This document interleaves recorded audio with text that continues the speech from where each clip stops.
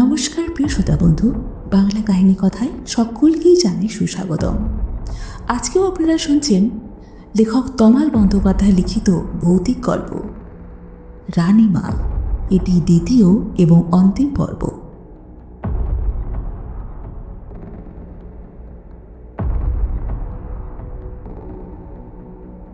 সন্ধে নামার আগে সাজি ভর্তি জুঁই বেলির মালা নিয়ে জমিদার বাড়ি উপস্থিত হলো সে।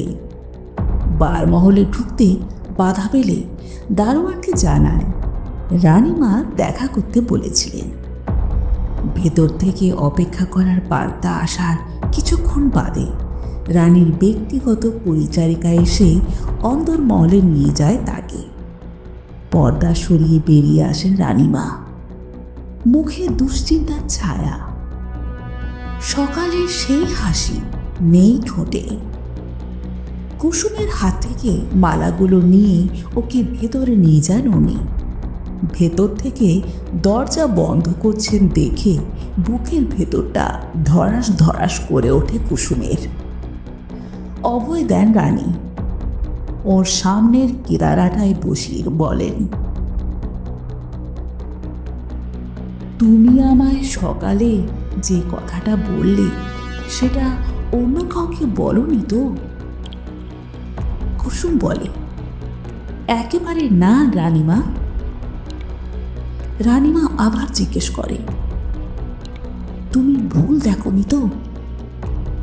কুসুম আবারও উত্তর দেয়, হতে পারে না, আপনাকে আমি স্পষ্ট দিঘির ঘাটে।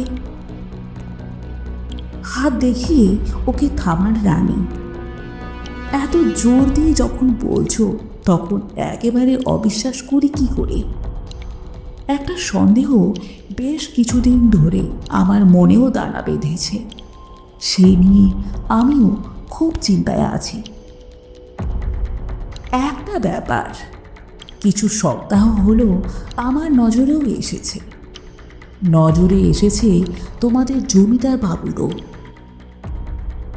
কুসুম জিজ্ঞেস করে, কোন ব্যাপার রানীমা? আমার এমনিতে বেলা করে ঘুম থেকে ওঠার অভ্যেস, কিন্তু ঘুম ভেঙে উঠেই লক্ষ্য করছি আমার কাপড়ের তলার দিকটা ভেজা, কাদা মাখা, চোর কাটা লাগা।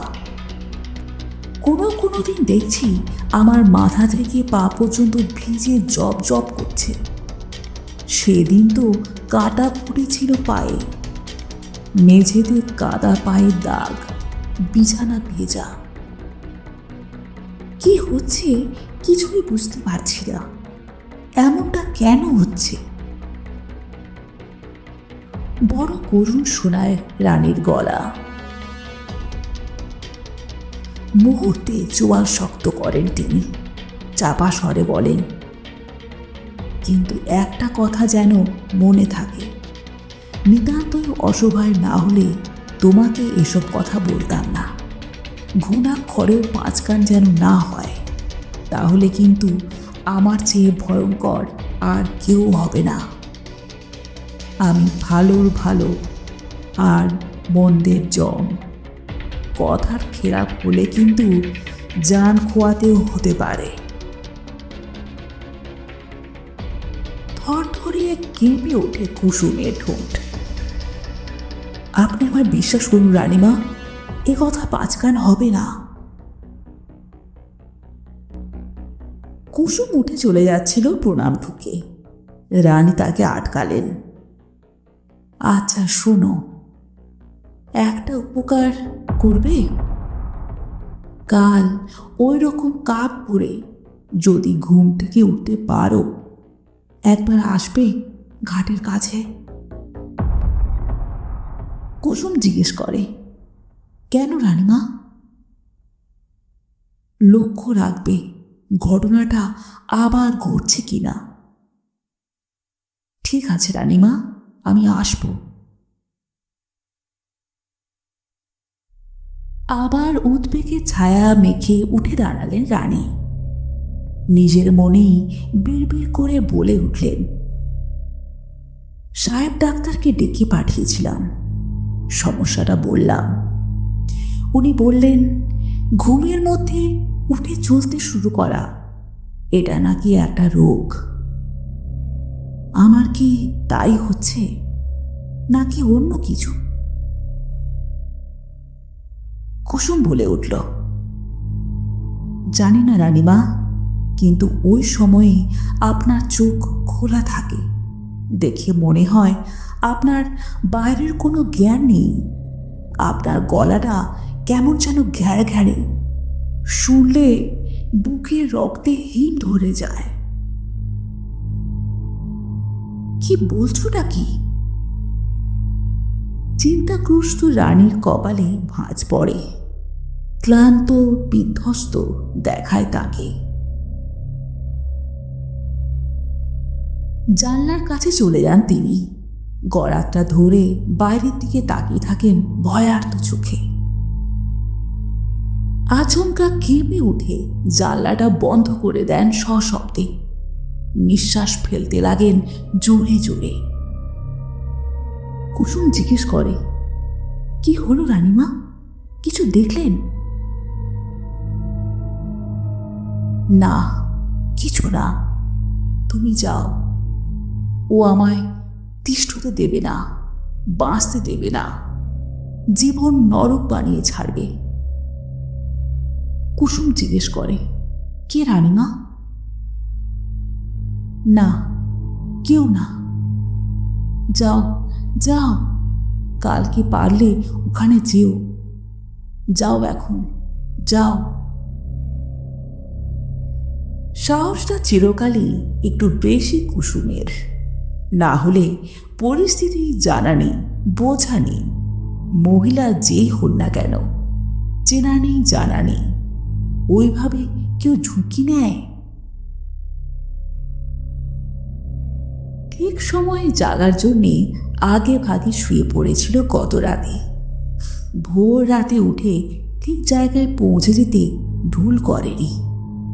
ঝোপের আড়াল থেকে ঘাটের দিকে চোখ মেলে আগের মতো বুকের ভেতরটা ধড়াস করে ওঠে সেই একই দৃশ্য দেখে।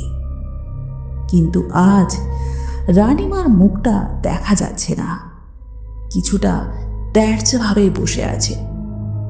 গুটি গুটি পায়ে ওই দিক এগোতে থাকে কুসুম। খুব সন্তর্পণে 4টে সিঁড়ির ধাপ ভেঙে নেমে গিয়ে দাঁড়ায় ঠিক রানীর পিছনে। অনেকক্ষণ একভাবে দাঁড়িয়ে থেকে কোনো সাড়া শব্দ না পেয়ে দুম করে ডেকে বসে, রানীমা।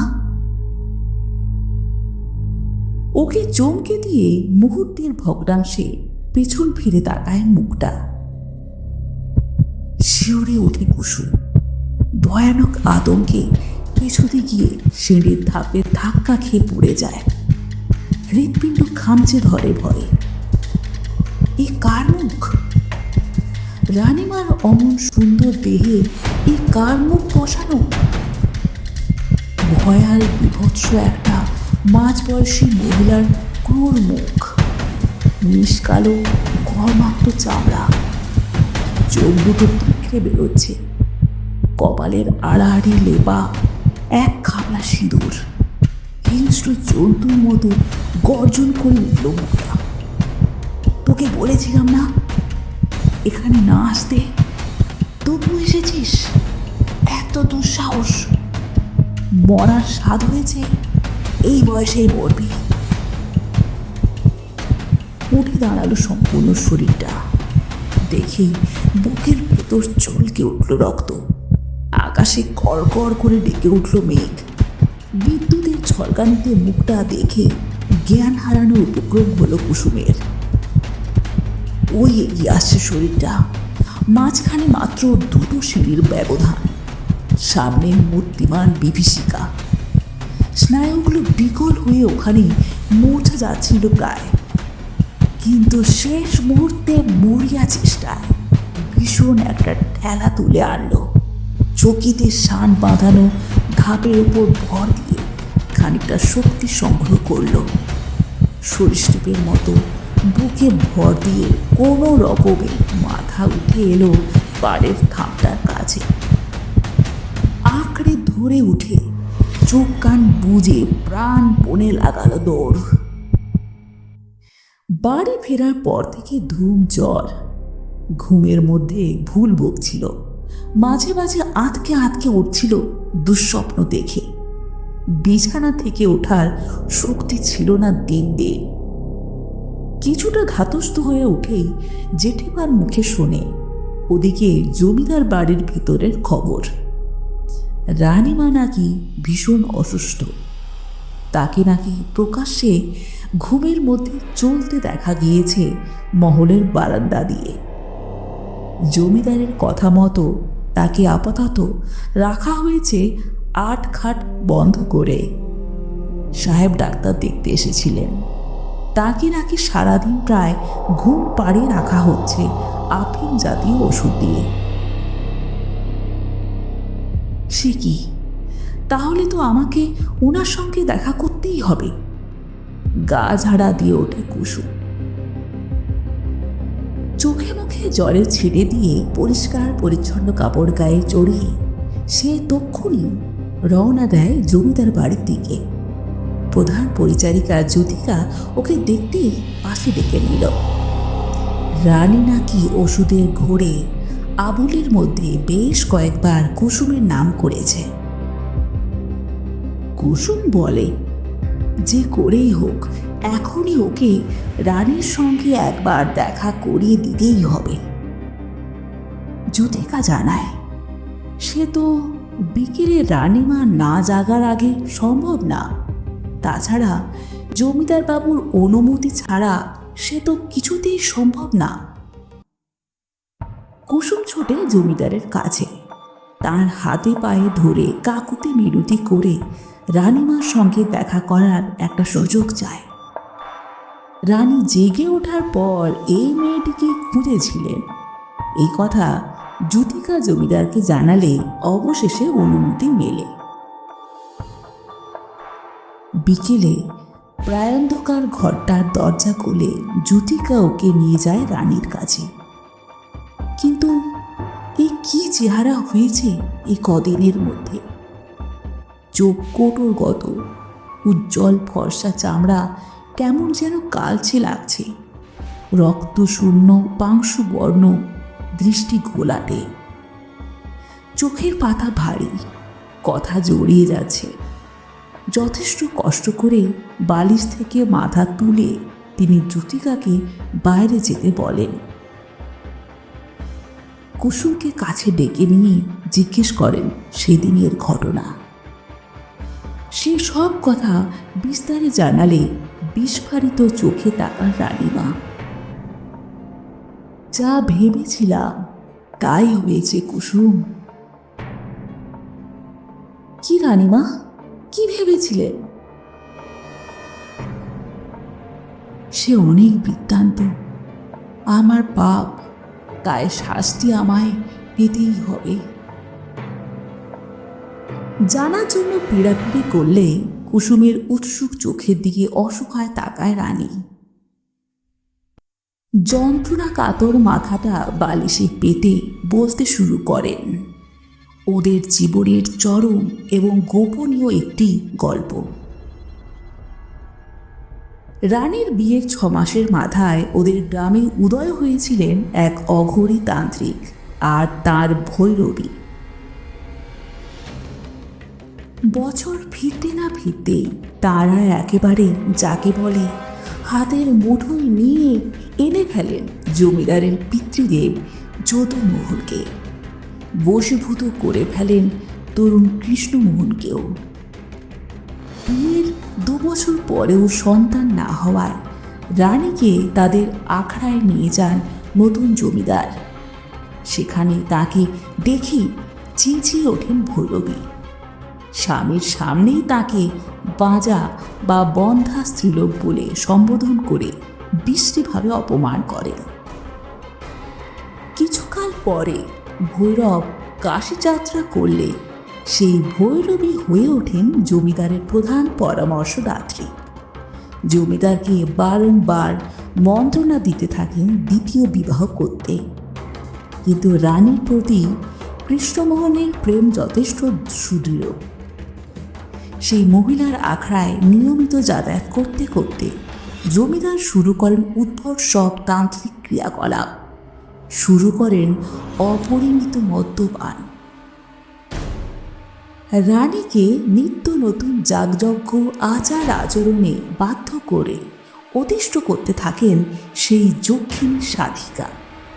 নানানভাবে অত্যাচার করে নারকীয় করে তোলেন তাদের দাম্পত্য জীবন। ভৈরবীর বিচিত্র সব জড়িবুটি প্রয়োগে দিন দিন অসুস্থ হতে থাকেন রানী। এমনকি একসময় তাকে বিষ প্রয়োগ করে মেরে ফেলারও চক্রান্ত করেন মহিলা। চর মারফত সেই খবর রানীর কাছে এলে প্রাণের দায়ে রানীকে কঠোর সিদ্ধান্ত নিতেই হয়। জমিদার বাবুকে এ ব্যাপারে সম্পূর্ণ অন্ধকারে রেখে বিশ্বস্ত কিছু পাইক লাঠিয়ালদের উৎকোচ দিয়ে নিজের কবজায় নিয়ে আসেন। এরপর কৃষ্ণা দ্বাদশীর এক দুর্যোগপূর্ণ রাতে নিজের নেতৃত্ব দিয়ে সেই ভৈরবীকে খুন করান। মৃতদেহ পুঁতে দেওয়া হয় ওই পরিত্যক্ত ঘাটের আশপাশে। মরার সময় আর্তনাদ করতে করতে সেই ভৈরবী অভিসম্পাত করছিল রানীকে। আকাশ ফাটিয়ে চিৎকার করে বলছিল, ভৈরবীরা দেহে মরলেও আত্মায় মরে না। ঠিক সময় সে ফিরে আসবে, আর যখন ফিরে আসবে তখন সেটা ভয়ানক কোনো মরণের সমতুল্য হবে রানীর কাছে। না, তাকে প্রাণে মারবে না, কিন্তু ধীরে ধীরে করে তুলবে এক জ্যান্ত মৃতদেহ। দগ্ধে দগ্ধে মরবে। প্রত্যেক দিন মরণের জন্য মাথা ঘুরবে, কিন্তু মৃত্যু তার আসবে না। ডুকরে কেঁদে উঠলেন রানী। কুসুমের হাত দুটো ধরে কাতরভাবে বললেন সে যেন এসব কথা কাউকে না বলে। তিনি বুঝতে পেরেছেন তার সেই দিন চলে এসেছে। ভৈরবীর আত্মা এবার তার প্রতিশোধ নেওয়া শুরু করেছে।